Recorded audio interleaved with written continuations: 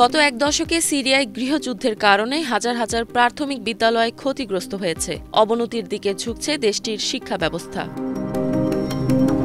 2011 সাল থেকে চলমান গৃহযুদ্ধের কারণে সারা দেশের 7,000-এরও বেশি প্রাথমিক বিদ্যালয় ক্ষতিগ্রস্ত হয়েছে। ফলে চাপ বাড়ছে অল্প সংখ্যক বাকি স্কুলগুলোতে।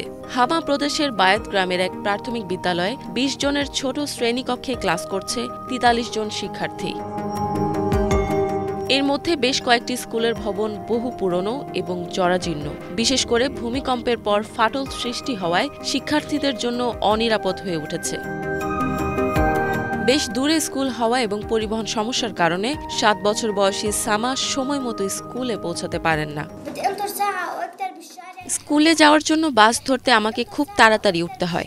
মাঝে মাঝে আমাকে 1 ঘন্টারও বেশি সময় ধরে রাস্তায় অপেক্ষা করতে হয়। যদি বাসটি পূর্ণ হয়ে যায় তবে বাড়ি ফিরে যাওয়া ছাড়া আমার কোনো উপায় থাকে না। 2012 সালে সন্ত্রাসীদের হামলায় মাকে হারান জর্জ। এই শিক্ষার্থীর কাছে পাল্টে গেছে জীবনের অর্থ।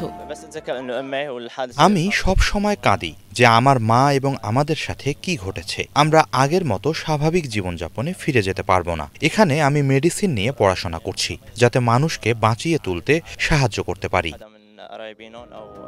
বর্তমানে সিরিয়ায় প্রায় 2,40,000 শিশু স্কুলে যেতে নানা সমস্যার সম্মুখীন হচ্ছে। ইউনিসেফ বলছে আরও প্রায় 1,60,000 শিশু স্কুল থেকে ছিটকে পড়ার ঝুঁকিতে রয়েছে।